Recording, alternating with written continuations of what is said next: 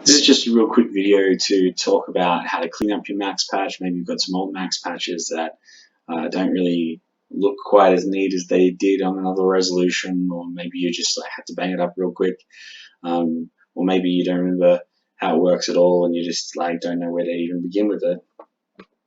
So I just think I'll start by, let's see where we can start. Okay, so this is a max patch by Rama Gottfried, and I quite like this visual effect. I mean, we don't really need to see exactly what's being routed here. We can see that it's lots and lots of patch codes. But if you did want to get into the nitty-gritty of that, I'm sure you could, because it's nice and clear. If we take an example like the one that I've got here, I just click on that. Oh, I see what I'm doing. I've already downloaded it a whole bunch of times because I've been trying to do this video a couple of times. There you go. No. Oh, I can just open Max. Recent. So you've got a little patch like this, and you want to fix it up so you can understand what's going on. Now, this can be I don't know, a patch like this can feel a bit stressful, so you firstly might want to just really space everything out. So we'll use the scale spacing, command, mode, whatever. Drag it out nicely. And also, we want to get rid of these connections. Some people will prefer to use these. I used to as well, but I'm going to get rid of them now. And already I can see here that we've got this int is now, we've got an output from the ZL object that's coming in the top here, and then we're setting it back into the right input of this ZL union object, which is it's a bit unclear to see here. That's probably one of the only things that'll be hard to kind of fix up doing this. But what you can do as well is, and I think this is sort of the main thing, really just kind of work out which objects are part of which kind of little, constructs. This can also help you. See, this one's being kind of put to that side, and this one here. And then what you want to concentrate on is just getting objects out of the way of the patch cords. And even this might seem obvious. It just took me a while to work this out myself, just to kind of really have these mega patches that I would make, and then I'd leave them alone for a long time and come back to them, and I'd want to just get straight into it, and then I'd have to wait. So I did stuff like this, work out if I prefer that to that. I think with these kind of things, I usually do stuff more like this. If I want to make it really clear that there was an input there, I'll do that.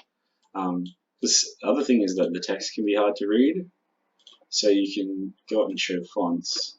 Maybe I want this to be more legible from that zoom level. Maybe I want to have something that's a little bit easier to see from a smaller zoom level. I can even do stuff like that. I then have to make decisions like, oh, well, do I want to have this below or to the side? I think this stuff shouldn't just be kind of left up to the individual to kind of work out. I mean, this is kind of one of the great things about Max is you can do this graphical stuff in command line type paradigms. You don't have this wonderful patch-like structure that you get with high-level languages. So there you go. That makes it a little bit clearer what's going on there. If I really want to know that this is a gate, interesting. So if I pull that out, maybe this can go here, and if I want to make it really really clear that this is where things leave the patch, that's a bit too big, but I can make them all kind of like that. It looks a bit prettier if I do it like this, I think.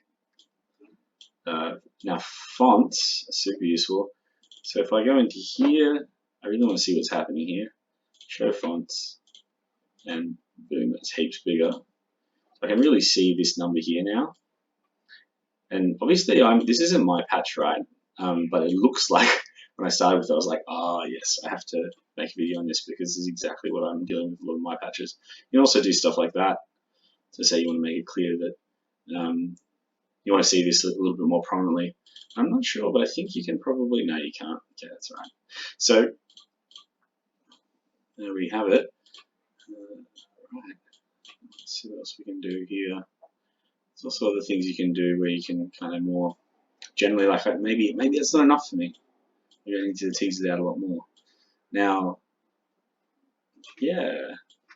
Oops. Okay, so now we're starting to get into the territory. It's getting quite big, right? So maybe we have to zoom out. It's just hitting Control minus. Just like that. Well, now we can really see a form coming together. So it's like untangling a max patch. I think it's a little bit like untangling a necklace. My partner, she had this nice necklace that she wasn't wearing because it got a bit tangled up, and now the cat's gotten it tangled up again. But so I might have to untangle it again. And the way I did it last time was much like this. I got the necklace and I placed it down on a nice clear, white surface. It's a gold necklace, little one, really fine. So then I could see what was happening a lot better. And then I just got 2 pins and I just teased out the little kind of bits that would get tangled up. And so it's just like the necklace here. I like using sometimes these little figures of 8. They can be quite cool because then I can immediately see, and you see this a lot in music notation, I can immediately see that pattern is there. And even though I'm just really zoomed out, I can still see that pattern's there. There's also ways to do it like this. Maybe I want to just like get it real clear. I want to make that my notation. There we go. Yeah, now we're talking. I like these sort of forms sometimes. So the inspiration for this from me, and I haven't even gone and looked at what's happening in the patch yet, which I will do after this video, I think. Sometimes it can be really nice to have one input lined up here. Because Max is like, as far as I know, highly procedural, so you can now work out what's happening when, which is, I think, super important. I can already see that we've got some of this going on. We've got to double check that the operations are happening at the right time. Actually, one thing for me is I grew a lot as a Max user, so I might have gone, I wouldn't really do it like that anymore. Although that's perfectly valid as well, depending. Actually, there's a case where I would do it like that. Now that I think about it, I'm talking about more like using one output to go to 2 different termination points in another object.